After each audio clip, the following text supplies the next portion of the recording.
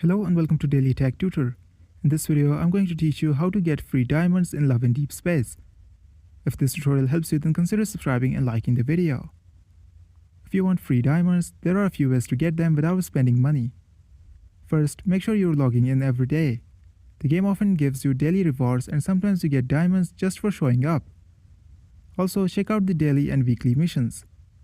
A lot of them give free diamonds as reward, and they're usually pretty easy to complete.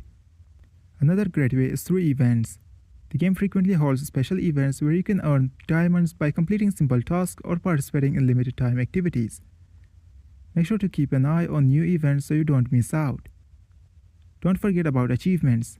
Many of them reward you with diamonds when you hit certain milestones, like leveling up or unlocking new characters.